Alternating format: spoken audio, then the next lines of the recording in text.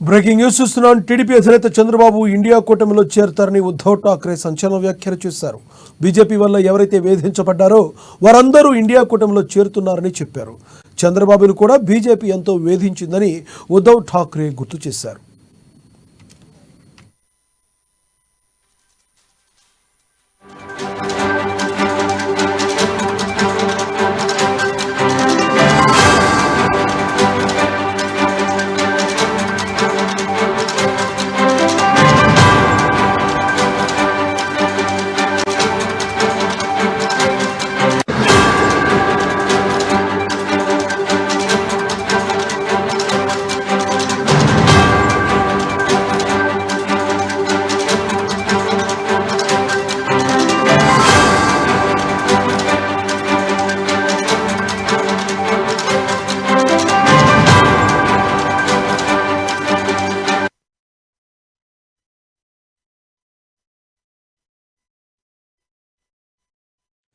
TDP అధినేత Chandrababu India కూటమిలో చేరతారని ఉద్ధవ్ ఠాక్రే సంచలన వ్యాఖ్యలు చేశారు. బీజేపీ వల్ల ఎవరైతే వేధించబడ్డారో వారందరూ ఇండియా కూటమిలో చేరతారని చెప్పుకొచ్చారు. చంద్రబాబును కూడా బీజేపీ ఎంతో వేధించారని ఉద్ధవ్ ఠాక్రే గుర్తు చేశారు. ఇదే విషయానికి సంబంధించి మరింత సమాచారాన్ని మా ఇన్పుట్ ఎడిటర్ శ్రీనివాస్ అందిస్తారు. శ్రీనివాస్, చెప్పండి, ఉద్ధవ్ ఠాక్రే వ్యాఖ్యలను ఎలా చూడాలి? లక్ష్మీనాథ్, ఏదైతే ఈరోజు ఉద్ధవ్ ఠాక్రే చేసిన వ్యాఖ్యలు అవి సర్వసాధారణమే చెప్పొచ్చు. ఎందుకంటే ప్రస్తుతం ఎన్డీఏ కూటమి ఇండియా కూటమి మధ్య ఈ ఎన్నికలు జరిగిన నేపథ్యంలో ఎన్డీఏ కూటమి విజయం సాధించింది, ప్రభుత్వ ఏర్పాటు దిశలో ముందుకు వెళ్తుంది. ఇండియా కూటమి తనలోకి ఇంకా ఎవరైనా పార్టీలు వస్తాయనే ఒక అంచనా మేరకే చంద్రబాబు నాయుడు తమ పార్టీలోకి వస్తాడు అని చెప్పేసి ఒక ప్రకటన, అంటే స్టేట్మెంట్ ఇచ్చినట్లుగా ఉద్ధవ్ ఠాక్రే చెప్పిన దాన్ని బట్టి తెలుస్తుంది. అయితే ఒకసారి మనం చూసుకుంటే కనుక మనకి చంద్రబాబు నాయుడు కావచ్చు, జనసేన కావచ్చు, ఈ బీజేపీ మూడు కూడా ఆంధ్రప్రదేశ్ లో కలిసి ఉమ్మడిగా పోటీ చేశాయి. కూటమి కింద, ఎన్డీఏ కూటమి కింద పోటీ చేయడం జరిగింది, ఘన విజయం సాధించడం జరిగింది. కానీ ఇప్పుడు కూటమికి సంబంధించి ఆల్రెడీ ఇప్పుడు కూటమిలో టీడీపీ కావచ్చు, లేదా జనసేన కావచ్చు, అదేవిధంగా జేడీయూ నితీష్ కుమార్ కావచ్చు, ఈ రెండు పార్టీలు చాలా కీలకం కాబోతున్నాయి. ఎందుకంటే ఎన్డీఏకి ఇప్పుడున్న ఏదైతే బలం ఉందో ఆ బలంలో ఎక్కువ స్థానాలు వీళ్ళకి కూడా ఉన్నాయి. కాబట్టి ఈ రెండు పార్టీలు లేదా ఈ మూడు పార్టీలు లేకపోతే కనుక బీజేపీ ప్రభుత్వం, ఎన్డీఏ ప్రభుత్వము ఏర్పాటు చేయడం సాధ్యం కాదు.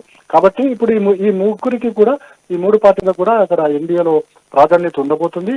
సో ఈ నేపథ్యంలోనే ఈ రోజు ఉదయం టీడీపీ అధినేత చంద్రబాబు నాయుడు ఢిల్లీకి వెళ్తూ మీడియాతో మాట్లాడుతున్నది కూడా స్పష్టం చేయడం జరిగింది. తాము ఎన్డీఏతో కలిసి పోటీ చేయడం జరిగింది, ఎన్డీఏతో భాగస్వామ్యంగా ఉంటున్నాము.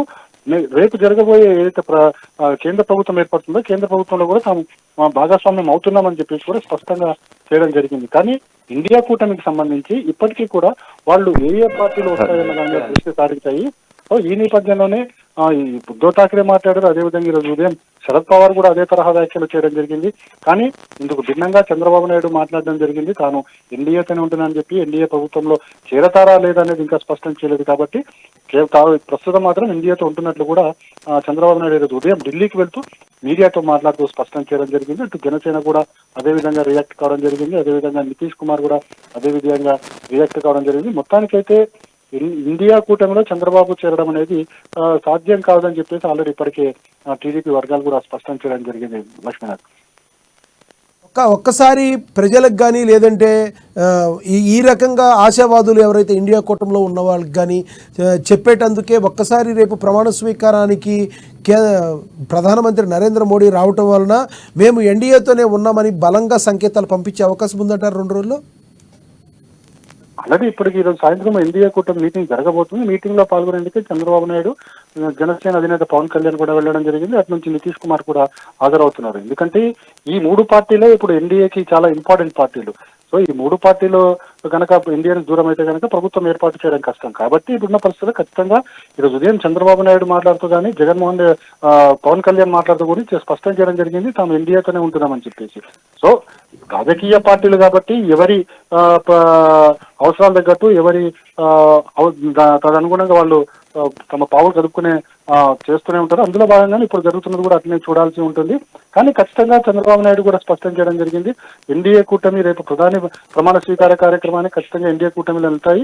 అందులో చంద్రబాబు నాయుడు కూడా వెళ్ళబోతున్నారు. అదేవిధంగా ఏదైతే 9వ తారీఖు నాడు చంద్రబాబు నాయుడు తాను కూడా ప్రమాణ స్వీకారం చేయబోతున్నానని చెప్పారు కాబట్టి ఆ ప్రమాణ స్వీకారం కూడా ప్రధాని మోడీతో పాటు అమిత్ షా ఇతర ముఖ్య నేతలందరినీ ఎన్డీఏ కూటమిలో ఉన్న మా ముఖ్య నేతలందరినీ కూడా తాను ఆహ్వానించబోతున్నాడు. సో ఇదంతా కూడా స్పష్టమైపోయింది. చంద్రబాబు నాయుడు ఎన్డీఏతోనే కలిసి వెళ్తున్నారనేది మాత్రం ఇక్కడ క్లారిటీ ఇవ్వడం, చంద్రబాబు నాయుడు స్వయంగా క్లారిటీ ఇవ్వడం జరిగింది. Thank you Srinivas.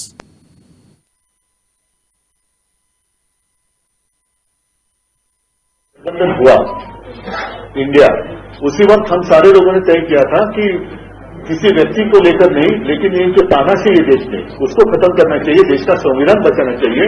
फिर चाहे सब मिलकर प्रधानमंत्री का उम्मीदवार हम तय कर सकते हैं और मुझे लगता है कि कल वो हो जाएगा.